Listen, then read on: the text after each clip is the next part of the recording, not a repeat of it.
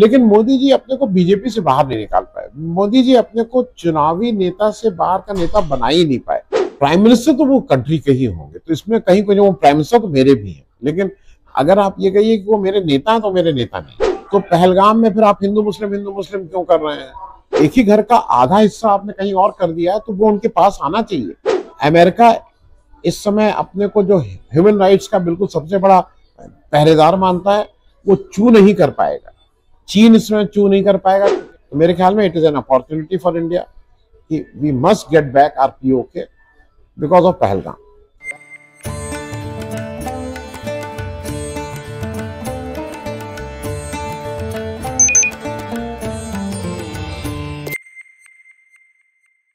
नमस्ते अमेरिका। मैं मोदी जी की स्टाइल में आप लोगों को नमस्ते अमेरिका के साथ वो कर रहा हूँ। तो मेरा नाम आनंद वर्धन है और मैं द पब्लिक इंडिया एक छोटा यूट्यूब चैनल है इंडिया का, उसका मैं फाउंडर एडिटर हूँ। नहीं देखिए, नेता मैं उसको मानता हूँ जिसके मन में समदृष्टि होनी चाहिए। वो इलेक्शन तक वो नेता होना चाहिए, ठीक है, वो पार्टी विशेष का होना चाहिए, लेकिन जब एक बार इलेक्शन जीत गया तो वो पूरे देश का नेता होना चाहिए। मुश्किल हमारी पिछले 11 साल में ये रही कि मोदी जी, बहुत भारत ने प्यार दिया उनको, लेकिन मोदी जी अपने को बीजेपी से बाहर नहीं निकाल पाए। मोदी जी अपने को चुनावी नेता से बाहर का नेता बना ही नहीं पाए। वो कभी भी जाते हैं, देखिए ये एक बेसिक सी चीज है कि आप अगर किसी स्टेट में जा रहे हैं और भाषण डबल इंजन कर रहे हैं, तो आप दो चीजें कम्युनिकेट कर रहे हैं। एक तो आप मतलब आप लोकतंत्र के अगेंस्ट हैं, एंटी डेमोक्रेसी की बात कर रहे हैं, you are not following that वो। और दूसरा, आप उस स्टेट को भी कहीं ना कहीं धमकी दे रहे हैं कि अगर तुमने बीजेपी को वोट नहीं दिया तुम क्या करें। और मोदी जी को हमने ज्यादातर ये देखा है कि मोदी जी भारत के प्रधानमंत्री के रूप में तो मुझे नहीं दिखते हैं, वो बीजेपी के प्रधानमंत्री के रूप में ज्यादा दिखाई देते हैं, लेकिन नेता नहीं है।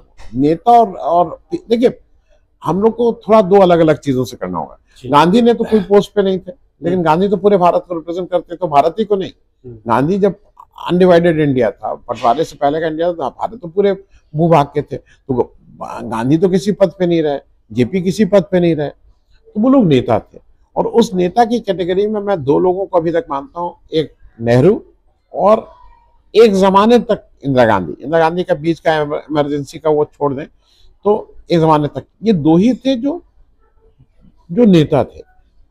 प्राइम मिनिस्टर तो वो कंट्री के ही होंगे, तो इसमें कहीं कोई वो प्राइम मिनिस्टर तो मेरे भी हैं, लेकिन अगर आप ये कहिए कि वो मेरे नेता हैं तो मेरे नेता नहीं। तो देखिए, अब ये कुछ अजीब सी चीजें कह रहे हैं भाई। अगर कम हुई हैं तो पहलगाम में फिर आप हिंदू मुस्लिम क्यों कर रहे हैं? फिर आप देखिए, अगर आज की तारीख में एक खराब इंसिडेंट हुआ है भारत में, और जिसकी मतलब पूरी संभावना ये है कि वो पाकिस्तान के इशारे पे हुआ है, ये मोरलेस ओपन सीक्रेट है। तो अगर पाकिस्तान के इशारे पे हुआ है तो हमारी कोई कमी, हमारी कोई चूक तो हुई है ना। वो हिंदू मुस्लिम तो एक इशू है, उस चूक की जांच करिए। उस चूक में हमारे यहाँ से हुई, कौन लिप्त था, कौन सोता रह गया था, किसने ठीक से काम नहीं किया, इसकी बात करिए, इसकी जांच होनी चाहिए। इस जांच होने के बजाय हम जांच कर रहे हैं कि उन्होंने गोली मारी तो उससे पहले धर्म का नाम पूछा। ये सेकेंडरी चीजें हैं। पाकिस्तान से आए थे, वो पाकिस्तानी लोग थे, पाकिस्तान में ट्रेंड हुए थे, पाकिस्तान आर्मी के थे, ये नहीं मालूम है किस रास्ते से आए थे, कौन लोग थे, क्योंकि उसके बहुत गैप्स हैं। वो कोई ट्रेंड लोग थे। देखिए, एक दो चीजें समझना ये है, उन लोग जब आए तो उन्होंने पूछा कि उन्होंने केवल पुरुषों को अलग किया और उन्हीं को गोली मारी, तो इसका मतलब वो कोई तो दिमाग लगा रहा है उसमें। There is someone who is coordinating that someone, क्योंकि जो अभी तक का हम लोगों ने देखा है आतंकवाद के लोगों को, वो इनडिस्क्रिमिनेटली आके वो बच्चों और उनको कोई फर्क नहीं, वो आके गोली खटरे में मारा और चले गए। ये जो पाकिस्तान की तरफ से जैसा एफर्ट हुआ है, इसका कोई तो कहीं ना कहीं कोई सोच रहा है, उसकी कोई एक लॉन्ग टर्म है। और अगर हम उसको क्रैक नहीं कर पा रहे हैं तो वो देश के लिए और खतरा है। तो मैं उस दृष्टि से कह रहा हूं कि ये खतरा ज्यादा है, और ये हिंदू मुस्लिम नहीं है, ये राष्ट्र के ऊपर खतरा है। आपको नहीं, देखिए, दो चीजें हैं। मुझे ऐसा लगता है कि ये तो मोदी जी का ही कहा हुआ है कि आपदा में अफसर वो ले आते थे। एक आपदा आई थी कोविड-19, उसमें उन्होंने कहा कि पूरी दुनिया को वैक्सीन उन्होंने दी, उन्होंने देश का, मुझे लगता है कि भारत को थोड़ा स्टेट्समैनशिप की तरह मोदी जी को सोचना चाहिए। भारत के साथ 1947 का जब बंटवारा हुआ तो हमारा पीओके हमारे हाथ से निकल गया था। पीओके जब निकला था तो उसके हिस्टोरिकल कारण थे, और एक चीज नहीं भूलना चाहिए कि भारत का उस समय गवर्नर जनरल माउंटबेटन थे। तो जो अंतिम व्यक्ति था, प्राइम मिनिस्टर नेहरू थे, लेकिन जो अंतिम व्यक्ति था उसका नाम माउंटबेटन था। और इस देश का 52 में पहला चुनाव हुआ था। ये कुछ चीजों को हिस्टोरिकली समझने की जरूरत होगी। 52 में चुने हुए जवाहरलाल नेहरू और माउंटबेटन चले गए हैं। वो नेहरू की ताकत, उस प्राइम मिनिस्टर की ताकत, और 47 में एक के जो प्राइम मिनिस्टर हैं जो डायरेक्टली चुने हुए नहीं है, जो एक पुराने उस प्रोसेस है, उनकी ताकत, दोनों में जमीन आसमान का अंतर है। जो आपका आखिरी व्यक्ति इस देश का जो सबसे सर्वोच्च पद पे बैठा हुआ है वो लॉर्ड माउंटबेटन है। तो 47 का जब बंटवारा हुआ तो हमारे हाथ से जो पीओके निकला उसमें एक बड़ा, मैं रोल नहीं कहूंगा, लेकिन वो एक माउंटबेटन का था, उनका एक विजन था, उनके लिए हिंदुस्तान पाकिस्तान बराबर थे, तो इसलिए उन्होंने जो भी निर्णय किया हमारा एक बहुत दिनों से एक हमारा हिस्सा है। और हमें ऐसा लगता है कि वो कश्मीर के लोगों के लिए एक बड़ा भारी, उनका एक बड़ा भारी घाव है। एक ही घर का आधा हिस्सा आपने कहीं और कर दिया है तो वो उनके पास आना चाहिए। हम उसको पिछले 75-80 साल से जला के रखे हुए हैं। हमने अपनी जम्मू कश्मीर की असेंबली में उनकी सीटों को रोक के रखा हुआ है, जिसमें हम कहते हैं कि इस समय भारत के पास एक गोल्डन अपॉर्चुनिटी है। द वर्ल्ड नोज कि इट इज पाकिस्तान। अमेरिका इस समय अपने को जो ह्यूमन राइट्स का बिल्कुल सबसे बड़ा पहरेदार मानता है, वो चू नहीं कर पाएगा, क्योंकि आप 28 लोग हमारे मरे हैं। आप अगर उस पर कुछ स्टैंड नहीं ले रहे हैं तो आज आपको चू करने की हिम्मत नहीं है।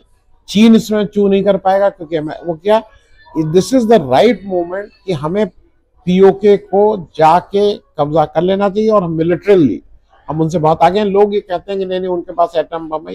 एटम बम अगर होता तो 1945 में जो एटम बम गिरा था, तो आज तक रोज एटम बम गिर रहे होते जितने एटम बम दुनिया में। एटम बम इस्तेमाल कोई नहीं करता है।